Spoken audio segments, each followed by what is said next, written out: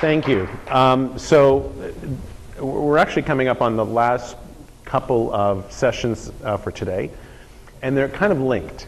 The first one is keeping safe in a medical setting, protection strategies. So things to think about. Now, you've actually already heard some of the stuff from Jessica, who gave it yesterday from a family perspective, and you've heard it from each of the speakers, Dr. Boos, Dr. Barnum, in their perspective, things that you would want to think about. So this summarizes it. The next session is actually a role play session. We'll be dividing you all into 3 groups, similar to yesterday, and you will have 2 faculty members coming to your group for a 30-minute session each, and they're going to bring to you a scenario. We'll have the group discuss, what are ways of getting out of the situation, and have you do a little bit of role playing, just so that you can verbalize, perhaps for the first time, what it's like to confront a physician, defend yourself, if that's the appropriate strategy. So these are kind of linked. So let's begin with the first, keeping safe in a medical setting. So the terminology I'm using, when I say patient, I don't mean just patient. I mean it could be the patient or the family unit, the parents involved, because you present together to the medical community. So why does a mitodiagnosis increase risk? Now, you could substitute Ehlers-Danlos syndrome, you could substitute regional complex pain disorder, you can substitute many perhaps not well-defined disorders, or defined in some ways but not in others. But mitochondrial disease is really my personal experience, and so I'm using that as an example. So what about mito disease causes problems? So it's the nature of the disease. One, you have multiple medical problems involving multiple systems. So already it's too complicated. 2, multiple physicians are involved, already a red flag. You have all these physicians involved in your care. Why is that necessary? And the symptom intensity can vary from day to day. The nature of mitochondrial disease, on days if you have an infection, that infection is taxing your energy supply, and so you simply don't have the energy for other things. And so, or if Johnny's been running around in gym, then after he's used up a lot of his energy afterwards, he may have to lay low. So depending on when Johnny presents to the physician, he may be sort of alert and walking around, or he may be lying low. So you hear physicians saying things like, well, how can he have an energy disorder? He was running around in the examination room. Well, if he spent an hour and a half getting to the hospital in the car, sitting in the back watching TV, and then he spent a half an hour while his mom's giving the history, well, he's had 2 hours to rest, so he may be fidgety like any kid and has the energy to kind of run around the office. Or the gastroenterologist who says, how can she have a dysmotility problem? I saw her eating a sandwich. Well, maybe at that point in time she could tolerate the sandwich, and maybe other times she can't. So it's the nature of the disease that is a problem as well. The providers. What about the providers causes risk? Well, there's a paucity of what I call mito-knowledgeable providers. These are people who really have a good understanding of what mitochondrial disease is, because mito education in medical schools is poor. Mito education and metabolic education in general is poor. That's why I'm doing what I'm doing now. Mito education in postgraduate programs is poor because the mentors in those specialty programs have no experience, so they can't very well teach their trainees. There are too few who train in metabolic medicine, not to mention mitochondrial medicine.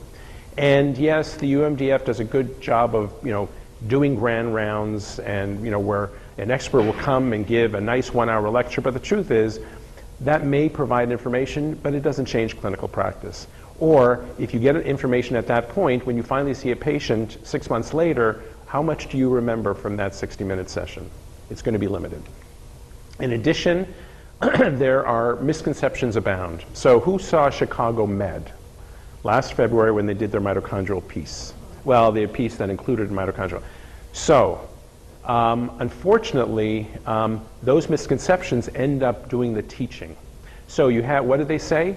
Well, muscle biopsy is the only way to make the diagnosis. Uh-oh. Or mitochondrial disease is a wastebasket diagnosis. Uh-oh. So so Chicago Med educated millions of people about mitochondrial disease inappropriately, and that's truly unfortunate. Furthermore, because of the paucity of knowledgeable providers, patients naturally search. Any parent will search to find answers about their kid.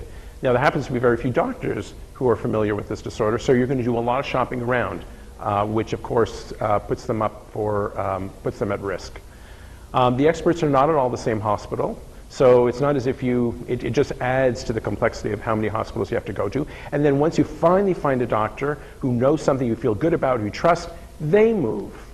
So there I am at Tufts, trying to establish relationships with people, with other physicians, telling them about mitochondrial disease, and working out and developing a good relationship, and then they move.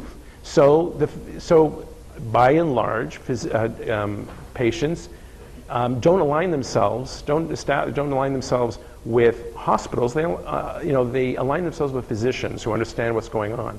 So if the physicians leave and the patients leave, and so what I've done by finding good physicians is I've complicated their care, because now the physician is left, so the patient is left as well. So it's a problem in the system. So if we don't have mito-knowledgeable physicians, the best we can do is probably mito-helpful physicians. So physicians who are willing to take on a complicated case. They're not afraid of them. They may not know about mitochondrial disease per se, but they're not afraid of complicated cases. They're okay about learning about the patient and the disease. They're comfortable talking with other physicians, which is huge. They will reach out readily to a resource that can teach them more about the disorder. And their nature is to be constructive and not obstructive. So they won't say, never heard of it, therefore it can't happen. Gee, they'll take an approach, well, gee, I've never heard of this, I need to learn more, and I need to talk to somebody about this. If you can find somebody with these kinds of characteristics, go with it. Go with that person. You're not going to find a dozen mito-knowledgeable physicians. This is someone worth considering. The nature of providers. We talked a little bit about this yesterday. Physicians are human. So, and as Dr. Booth talked about, pediatricians are a special breed. So physicians may feel uncomfortable with a patient who knows more than they do. In fact, some physicians are completely intimidated when the patients know more about it, and will be actually obstructive, and I've been involved as an expert witness in a number of cases where it's led to actually severe detriment to the patient because the physician really wouldn't listen.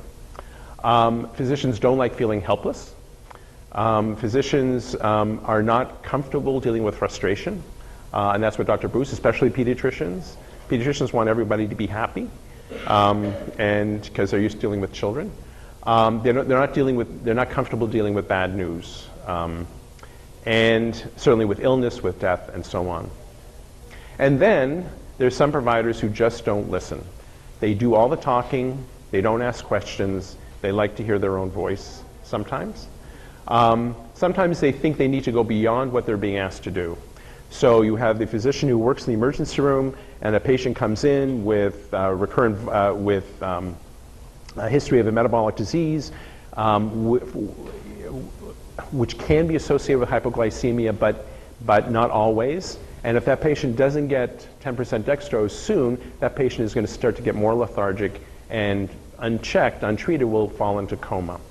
So, but that doctor says, oh, this is a disorder which can be associated with hypoglycemia. Gee, the glucose is normal, patient can leave. Well, no, that's not why we send the patient in. The patient, if unchecked, this can lead to hypoglycemia, or patient can still go into coma without hypoglycemia, but they insist that from the paragraph that they read, they think they know it. Or, gee, I'm not even sure this patient has this diagnosis at all, and initiates a complete diagnostic workup in a different direction without talking to the original physician. It happens. It happens. What I find is it happens more in teaching hospitals or in teaching centers, in my experience. And then there's the psychiatric button, where if they don't understand what's going on, press psychiatry. It must be a psychiatric problem.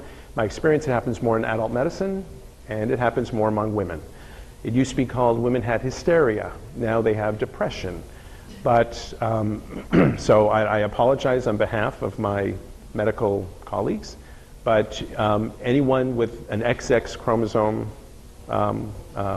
complement is unfortunately at risk, and it happens all the time.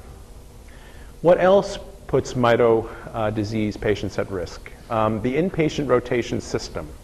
So you have, teaching hospitals operate in a system where services rotate, so the interns, residents, attendings rotate, usually on a monthly basis, which means that at the end of the month they have to do a sign out. So they go through the whole patient. Now that's good because the information gets conveyed, but they're human and their opinions and their perspectives also get conveyed. So any biases that they have accumulated, they get passed on. Now, you'd figure that continuity of care is incredibly important. And especially with chronic disease, continuity is incredibly important. But that continuity does not happen in that kind of a rotation system. Because what happens is, and this hearing about a case that happened in another hospital where a child was admitted for 6 or 7 months, and a lot of people developed suspicions about the mother who was very involved in that patient's care. Because she got frustrated that things weren't being passed on. And so the more things didn't get passed on, the more involved and more control she wanted because things weren't getting passed on. And it created a situation which was created by the hospital system. The mother was reacting in an appropriate way to compensate, but the hospital system couldn't see its own shortcomings. And so, or another situation where I come onto the ward and there's a complicated patient on the ward, and the new attending of the month comes up to me, he says, "Hi, I'm just about to see your patient. I already know about the mom." Well, he hadn't met the patient, he hadn't met the mother yet. What did that statement say? That statement already said that he is looking at this case now through with a biased perspective. So what chance does that mother have or that patient have? So there's a problem here. What else puts these families at risk? The healthcare system, which is becoming only more complex and disorganized. Doctors already have too much to do. There's so much paperwork to do that is taking away from any attention that you can apply to patients. There's a lot of pressure to bring in money, no matter what it takes, and no matter who you have to ignore. Some doctors don't communicate well, and because of the pressure on time and money, it only interferes with the ability to communicate well. And so patients get stuck in the middle of 2 or 3 physicians. So consider the case of a child who was being investigated, had no diagnosis, but also had a problem with a chronic cough. And so it was a young little kid, and she also used to get dehydrated a fair amount and have vomiting, and so that's how I got involved to try to figure that out. But a local pulmonary doctor in Western Massachusetts said, "Gee, she has a lot of cough. I'm going to do a tracheal aspirate," and found Staph aureus. All right, well, Staph aureus and a tracheal aspirate in a little kid, and it keeps happening again, had pneumonia a couple of times, got to think of cystic fibrosis. So does some testing for cystic fibrosis, and all the DNA testing came back negative. And it's pretty, and DNA testing for CF is actually pretty good. It'll find 92 to 99% of cases or whatever. Anyway, he says, "I don't know, this is the Staph aureus and the pneumonias." So the patient got a second opinion in Boston, and that doctor said, looked at all the data, said this patient doesn't have CF. But the pulmonologists never spoke to each other. So the patient, the mother, is caught in between. Now, some mothers, I would say perhaps most mothers, will take the opinion of taking the more severe approach because they don't want anything to be missed or forgotten. So the little girl comes in admitted with vomiting and diarrhea. She needs IV fluids. The intern takes a history. The mother says she has CF also. The intern calls the pulmonologist, the second opinion pulmonologist, and says, well, this mother, I'm just confirming that she has CF. And he says, no, she doesn't have CF. That mother is lying. That mother did everything right. We made her crazy by putting her in that situation, all because of communication. It is, I would say, it's not only ethical, but it's not doing it as malpractice to talk with a physician who has a differing opinion so that the physicians come up with an approach and then presents it either to the patient or to the primary care physician who presents it to the patient. But it should not be left where here are two opinions and you figure it out. What else puts patients at risk? The reputation. Mito disease has a bad reputation. One, it's hard to diagnose. We can only find a DNA diagnosis in about 55% of cases, and that's where there is good agreement that a patient clinically has mitochondrial disease. It's hard to treat. It's metabolic, and as a person who has given lectures about metabolic disease for decades, if you don't put metabolic disease right to an audience, and if you ever use too many biochemical pathways, you can visibly see this glaze that falls over people's eyes because people are afraid of biochemistry. They're afraid of metabolic disease. They think there's no way they can understand it. So it has a bad reputation. The patients can be challenging. The disorders are complex. The patients are in a bad situation, so the patients can be challenging as well. And then you get bias and discrimination. And discrimination comes from bad places, like Chicago Med, or here in the Journal of Pediatrics, which was, I don't know who yesterday referred to this, but this is from Pediatrics. So this is the official journal of the American Academy of Pediatrics, reported from Cleveland Clinic. And I'll read it to you. Medical child abuse children were also more likely than non-medical child abuse children to have a reported history of preterm birth, and so on and so on. And number 4, evaluation for possible mitochondrial disease. So this connects the two automatically and already puts someone who reads this,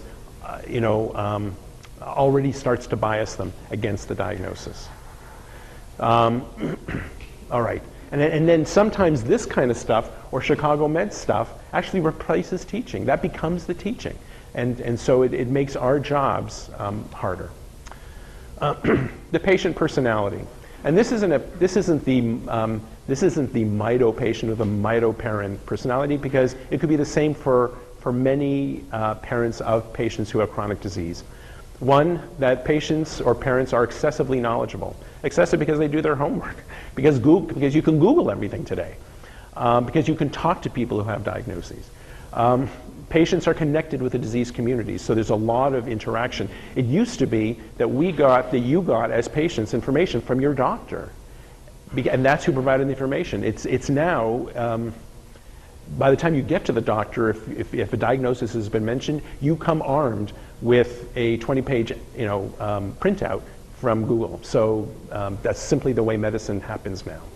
And patients are frustrated, for good reason. Patients are frustrated because look at the system you have to deal with. You have to find answers. You have to build your own team of providers who are helpful and supportive.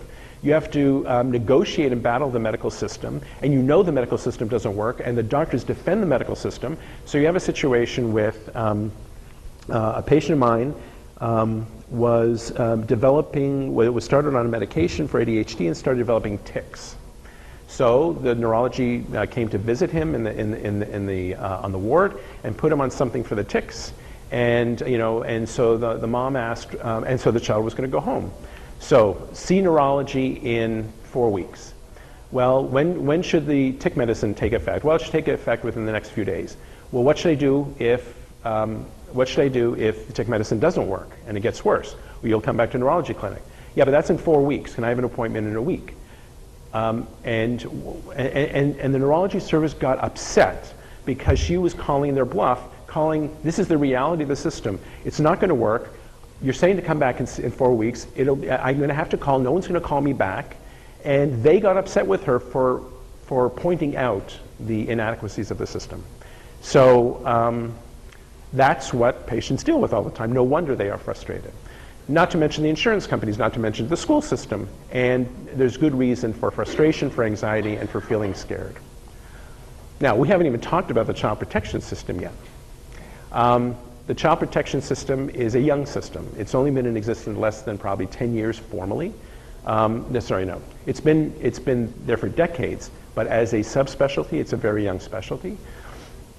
The process of investigation is not uniform, and it can be very subjective. So, depending if you happen to be at Children's Hospital Boston versus Mass General versus Boston Medical Center, it may be handled different. Versus another, smaller community center, it could be handled differently, and you may get a different degree of aggressiveness on the part of the child protection doctor, doing things in a different way. And so that is, there are common protocols for how to administer antibiotics, for vaccination schedules, for how to conduct surgery, for routine things. This should fall into that as well. There is a reliance, especially when you're dealing with teaching hospitals, with ivory tower hospitals, that our hospital, that is to say, physicians who see this patient in our hospital are better than physicians who see a patient at another hospital, especially a community hospital. There is, so hospital providers are better than community providers, like outpatient providers, like physical therapists who see the patient in the community, not as good as physical therapists who see the patient here. Physicians are more knowledgeable, and are more credible than non-physicians. And that is a bias that exists. There's also little oversight. So you think, the NIH, sorry, not the NIH, the NIH, in conducting clinical trials, and the FDA demands that there be a peer-reviewed process before conducting experiments on children, right, or on adults. It's just the nature of confidentiality and protecting the patient. So here you have a hunch, right? Somebody is concerned about a patient, and there is a hunch that is raised that I'm concerned that this patient is in danger. But you don't know, because there's no danger level to measure. It's a hunch. And you end up performing an experiment, which is removing the patient from the family. Now, this is based on a hunch. Now, maybe it's obviously if there's proof and somebody has caught them, the parent doing something, that's one thing. But when there's a hunch where things are gray, you're removing the child from the parent's setting, which perhaps, forget about a G-tube, forget about BiPAP, that is the most intrusive thing you could ever do to any patient, is remove a patient from their family because of a hunch.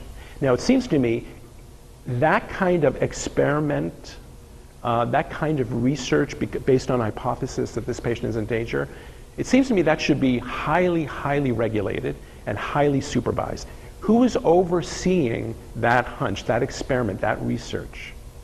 Now, the NIH, it's well accepted that that research is conducted in a certain way, and yet this somehow escaped that.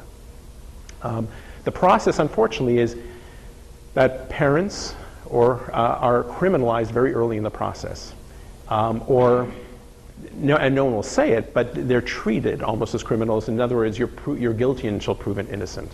And sure, you may be proven innocent a month or 2 or 3 down the road, and then, okay, everything's okay, but not everything's okay. What happened during those 1, 2, or 3 months? That is a horrific process with real potential for harm and long-term impact.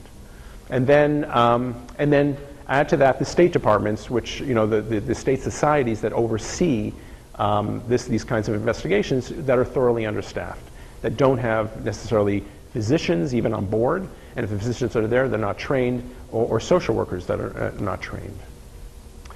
On the other hand, medical child abuse does occur. It does occur. and frank, problems in care and parents initiating things that can harm their child. It is also true that a confirmed mitodiagnosis does not rule out child abuse. You can have a mitodiagnosis and still there can be things happening to that child that shouldn't happen. It is easy to understand how intentional abusers might hide behind a mitodiagnosis because it's kind of very gray and very slippery. And all patients with chronic disease have or are at risk of having some psychological component. So I saw mostly chronic patients. I can't say that any patient that I had seen in my practice didn't have some psychological component. Maybe it was as simple as being sad that their life couldn't be like any others, like another person's. Or it could be severe that, my whole life is my disease, and I incredibly identified with that disease. But, so there is always some psychological component. So, how to reduce your risk? Well, you've already heard the importance of building your core team, a group of 3, 4, 5 physicians who can see the big picture. Hopefully it's your primary care physician. Hopefully it's someone who sees a multi-system, takes a multi-system perspective, like a geneticist or a metabolic physician. Because mito-knowledgeable providers are in short supply, so seek out mito-helpful ones, and they hopefully will calculate and coordinate your care. If you trust physicians, then ask them for referrals. Who do they like? Who do they get along with? Who do they communicate with? And that can be very helpful. Otherwise, on the UMDF website and Mito Action website, or if you call them, they can give you physicians who they know of who seem to be helpful to other patients or families. Now, if your physicians can all be at the same hospital, that's great. But oftentimes it's not, and you have to do the best you can. These are desirable core team member attributes. People who are interested, communicative, they're good listeners, they're seasoned. Although, newbies who are interested to learn, that's also good. Team players, they're connected so they know other doctors, and they're not arrogant. And trust your gut. Trust your gut. Don't be afraid to interview a physician and ask them, tell him or her, this is what I need from you, and see how they respond. And if they say, no, you know what, I can't do that for you, then you should say thank you that they told you up front, so you didn't have to go through a year or 18 months with this, going back and forth, and they're not really willing to help you. So get that information up front, and if they're going to help you, then they know what you need from them. At home, as Aurora said, keep a copy of your medical records by system, and keep a portfolio of system verification. So, especially if you have symptoms suggestive of a, quote, functional disorder. So you have symptoms of fatigue, you have symptoms of pain. It's best to get independent verification and have a portfolio of people who see this. And it doesn't have to be physicians. In fact, sometimes it's less desirable to have physicians, although they do have the name, and they do have the initials after their name, because they only see a patient for 15, 20 minutes or half an hour. They may not witness it. But someone who sees lots of children or lots of patients and can tell the difference between what is typical and not typical, say a therapist, a physical therapist, an occupational therapist, a gym teacher who sees kids all day and says, I see a lot of kids, that kid is different, that kid can't finish a game. That is incredibly powerful. And have that kind of information in the portfolio so that when people say, gee, I never see, Joey's never tired, then you can pull out and have that verification. That's incredibly important. Provider communication. As Jessica said yesterday, get out of the business of transferring information don't be the person who transfers information from one physician to the next. That, yes, it may take a while before the notes are done and signed off and sent, but you can't be the substitute. Because if you don't say, you will do your best in conveying the information, but if you don't say, or if there are nuances that are different from what is published, then you could be held liable. So you know the mother that got caught up in the cystic fibrosis, right? One pulmonologist said, no, didn't have CF, the other did have CF, the mother was blamed. What was recommended is that she carry a bound journal with her to every physician appointment. And at the end of the appointment, the physician was to write 3 lines, basically the essence of his or her impression and what the recommendations were, and sign off on it. Initially, the physicians did not like that because it's more time and they want, but it proved to be life-saving for that mother, because when I come and say, gee, what did Dr. Smith think? She doesn't say anything, she just gives me the book. And there it is in black and white with Dr. Smith. There's no discussion. There's no, and it's in his words, and it was fine. And she carried it around. It kept her out of trouble after that. It was, and there's no reason not to do it. It's very helpful. Team meetings. The situation of getting caught between physicians, especially in hospital, and things are getting decided, and you're not sure who is initiating these recommendations and who is implementing them. And if you have a hospitalist, if you're admitted to the hospital service, and they're not a strong personality, that's really a problem, because you end up having this control that is being fought for by a number of different specialists. And so what you can do is really insist on a team meeting where the important specialists are brought together into one room, and you can often be there. Sometimes they want to meet first and then you come in. But what they do is they come to a consensus between them, and then you are presented with a plan, which of course you can negotiate, but it forces them to duke it out without having to participate in that negotiation. That can also happen in the outpatient setting, and some practices that are very involved in the management of patients with chronic disease do have regular outpatient clinic meetings, team meetings about complicated patients. In the ER, again, you don't want to go to the ER and say, my physician said I should get the following test. You don't want to do that. You want a letter to go with a letter. If you have a letter from a physician, that's great. If you have a letter from your core group of physicians, it's even better. That, gee, I don't know who Dr. Smith is and he wants me to do this, but if you have a list by your core physicians, and that was actually, it came out at the UMDF meeting, how some parents found that to be much more helpful. That when there's a group there and they're all standing and they all support this, that that there's less question about the credibility of the order. And if you have a history of running into problems, because physicians are sometimes intimidated that you know more about the disease than they do, then have a physician run interference for you. So that situation that I gave you before of the child who should get glucose because if he keeps fasting, he's going to run into problems. So if I call the physician and say, listen, you're going to see this patient, he's going to be coming in, he has a disorder of fatty acid oxidation, and his sugar is probably going to be fine, but he's vomiting, and I'm worried, and if he's going to run out of his glycogen, he's not going to be able to access his fat, and he's going to start getting lethargic and go into coma and might have seizures. Well, suddenly I pressed all kinds of buttons, and the physician understands the theory, and purely for liability, it's easier for them to implement the plans.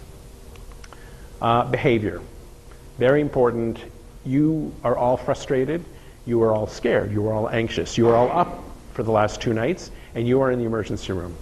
Do your best to advocate, which I'm sure you're all good at. Be assertive, but do not be abusive. So, don't shoot yourself in the foot, because physicians are human, and if you piss them off, then they're not going to come to the room. And they'll never say that, but they'll ignore you, or every time they see you, they'll tense up. So do your best to not be aggressive or abusive, and be proactive. So, if you have a history of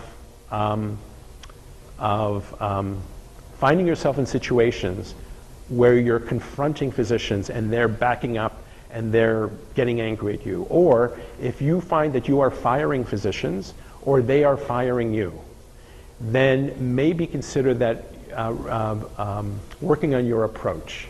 And there are social workers, there are psychologists who will help you, who will basically help you with how you say things, what tone you use, how you should approach it. Maybe like don't accuse as opposed to just say how you feel, right? Don't say you are interfering with my child's care, but rather I'm scared about my kid. You know, if it's how you say it. Anyway, if you can improve your communication skills, that can make things better as well.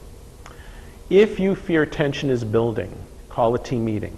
Try to see, there might very well be tension between members of the team. That is important for people to realize, so it's not that the doctor and the mother has tension. So that team meeting can identify who is saying what and how do people feel and organizing an approach. Again, don't make accusations, just say how you feel. People, if you accuse, then people get defensive and there's no more discussion. But if you say how you feel and you're authentic about it, if you're really sincere about it, then people, for the most part, will feel sorry for you and will want to be helpful. If the situation worsens and you think it's unfair, then there's a patient liaison to speak to in every hospital. That forget these situations. If you can't get a result from your physician, and you know it's there, and they're not calling you back, you can call the patient liaison. The patient liaison will call the doctor and say, Mr. and Mrs. have been waiting for these results, and they were told that it would be here in a week, and they still haven't heard. It's 3 weeks ago. They can do that. I mean, there's a downside to it because you don't want to piss off Dr. Smith, or piss off the doctor, but there's a way of getting someone to listen to you who will then initiate a dialogue in the medical community of the hospital. The other thing is most hospitals have ethics departments, have ethics committees, which really do, for the most part, back up, and they look at all sides, including the patient side, and they will say, gee, this wasn't fair, and gee, you can understand how things got taken the wrong way. Utilize the ethics consult, utilize the ethics, and you can initiate an ethics consult. You can call the ethics department. Finally, and I've seen this happen once, where when all else failed and the patients saw they were going to be reported, that they actually called the state agency first and complained. They were desperate. They were afraid. And they say, this is what's happening in the hospital, and we don't know what to do, and we're afraid of this. Can we speak to you?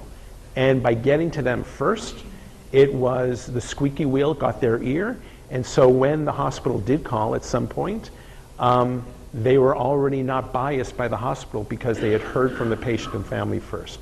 Now, there's a risk to that. You're bringing in a state agency. You're attracting attention. You're attracting a spotlight. But if you are trapped, it is a possibility.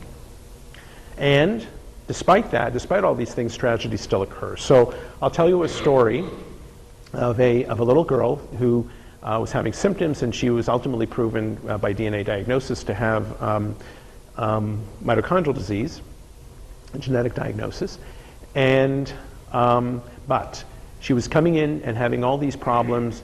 The medical director of the insurance company said, I don't believe this, I think this is crazy, no one can have this many problems. And I said, gee, why don't you come in and why don't we talk about mitochondrial disease? And so the medical director of the insurance company came with the lawyer, and we had a 1-hour teach-in about mitochondrial disease. And I thought, this is great. And then a week later, he filed on the mom. Anyway, the mom went to Connie Chung live, and it went on the air. The story was on air. Soon after, the medical director was reassigned for some reason. It's not clear why. But he wasn't available for comment, and he was involved in something else. So it actually worked in the patient's favor, but the point being, the system is so complex that no matter what you do, sometimes bad things happen. So we are all working toward a better world, and what you're hearing today from Aurora and from Jessica and Dr. Bowles and all the people, is like how we're trying, Dr. Barnum, how we're all trying to make things a little bit better in terms of the cases that we see. So there's a huge need for education. People can't be expected to make a diagnosis of something they've never seen or been taught.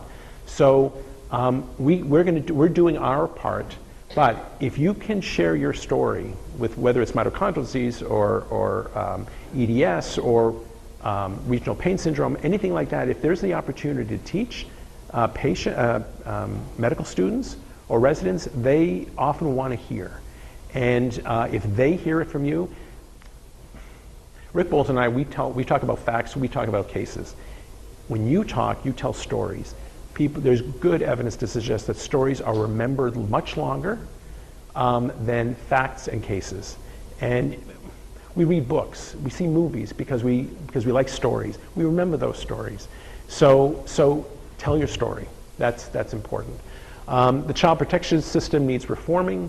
So we are kind of working on that, on developing, with the child protection people in one direction and NORD, but also through the courts, developing what is appropriate, what should be standard protocol for when there is a great case, whether the great case is a rare disease like mito or EDS, or whether it's a rare manifestation of a common disease. When it's not clear what's going on, what is the protocol that all physicians should have to follow?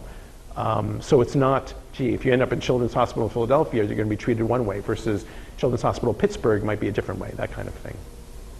And then finally, I don't know what we do about the state child agencies. They simply need more staffing and qualified staffing. But so don't know what to do about that. Anyway, just my thoughts.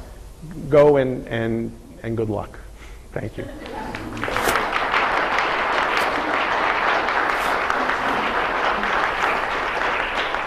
Questions? Yes. One easy way, if something gets contentious at the hospital and you feel uncomfortable, call pastoral care. They'll come up and sit with you, and cranky caregivers are less likely to go off on you if pastoral care is there. And I make it a policy to go meet every single pastoral care for any hospital I have dealings with, and it saved me a bunch of times. That's all right. Innovative thinking. Good. Yeah. Yes. So what can you do? I recently offended a doctor.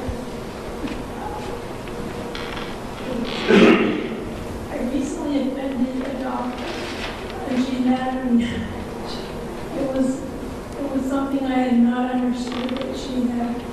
I didn't take what she told me to take, so I thought I was in non-compliant. And I called in with a chronic problem, and for some reason I was given an appointment in 2 weeks. I did not have a follow-up schedule. So then she found out that I wasn't doing what she told me to do, and she was mad, and then she says, I'm printing this out so you can't say I didn't tell you to do this. So now what do I do without making it worse? How do I just say I'm so sorry? The brain doesn't work so well sometimes. I mean, what do you do when you probably upset a doctor that you really appreciate you? So what do you do? Apologize. Apologize? Ring fudge. That's right. Then you find out she's diabetic, and then it compounds the problem. Everybody's sad. There's sugar-free fudge. There's sugar-free fudge. All you can do is be sincere and be genuine. And if you're very sorry for it to happen and you show good effort, then it's a little. Every physician-patient relationship has its blips, right? Where things are going well or where things are tight or bad. It's just a blip. Kind of move on and just keep open and honest. I think she had slid me in. It wasn't a cancellation. She put me in. It wasn't necessary because of what she brought in. But anyway. Oh, the other thing I do is invariably, and maybe, I don't know how it is from the patient perspective, but I know from the physician perspective, I always feel I'm not doing enough. I'm not doing things on time. I'm late. I'm not said. So I invariably begin every conversation that I have with, I apologize, but. So I'm forever saying sorry to everybody. Because what? Well, because you know what? You have to get along with people. And so if there's something that you haven't done, walk in with an apology, saying, I know you told me to do this, but my life has been, incredibly tense and awful, and I've had so much going on. I'm so sorry. And you know what? If you're sincere and it comes from the heart, I think people will respond to that. Yes. Can you speak to it was brought up a little bit yesterday and then again today, firing, either being fired or as a parent or a patient, firing your physician or whomever versus allegation, versus a referral coming out of that, versus going away quietly in the night, so to speak. Can you speak a little bit about that? I know it's not an easy 3-sentence answer. No, so the question about firing or severing relations and benefits versus drawbacks. Right. Well, I mean, there's, people are entitled to have differences of opinion, and the firing usually, I don't believe, is because of a difference of opinion. It's because you simply can't work with the person. It's problems with communication. It's on either side that both sides aren't listening, or because both sides have to listen, or coming to an agreement, an approach that both sides share, and because it becomes really frustrating. I think that's probably more the reason why, firing is I can't work with you, and so maybe you should move on, or I don't feel that I'm getting good care with you, and therefore I need to move on to another.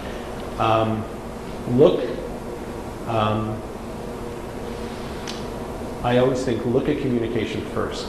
How are you communicating? And work on that. If the person is important enough, work on that. And it's like any relation, it's like any relationship. There's going to be some give and some take. And doctor, what do you need from me? And doctor, now you ask what I need from you, I need from you, and hopefully you can find common ground. Do you have something else to say about firing? Okay. Mark, I know you've been dying to say this, okay. You're fired. Yes. To BCH, doctor and social worker, he fired them. You're fired, you're fired. Yes. It was classic. Right. And I'm going to talk about. All right. But how do you do that without being accused of Dr. Hopping? I'm sorry, say again? So how do you do that effectively without being accused of Dr. Hopping? Right.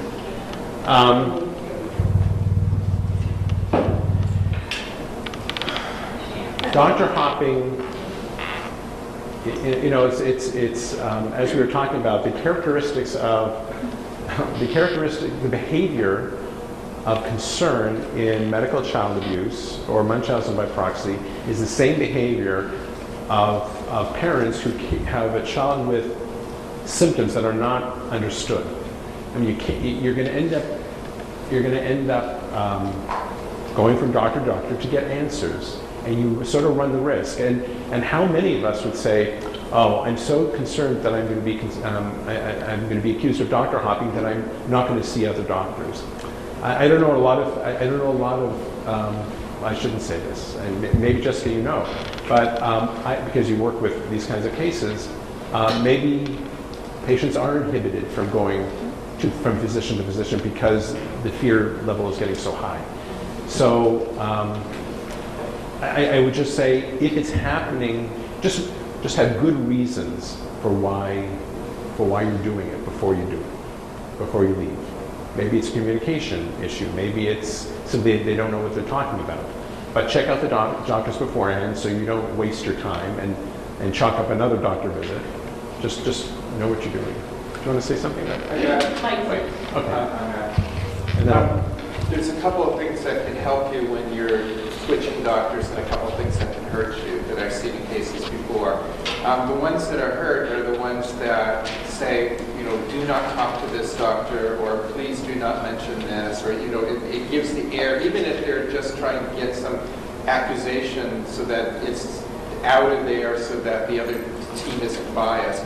It still gives this air as you're trying to start all over again and keep them in the darkness.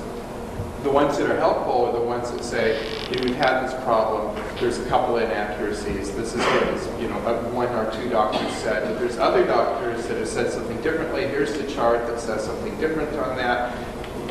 But the main reason to change is just to be honest, saying that your child is still ill, and you're hoping that somebody else will figure out what to do and be able to do better.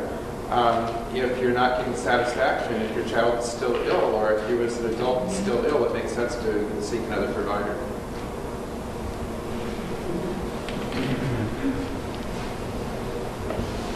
I call this the golden letter.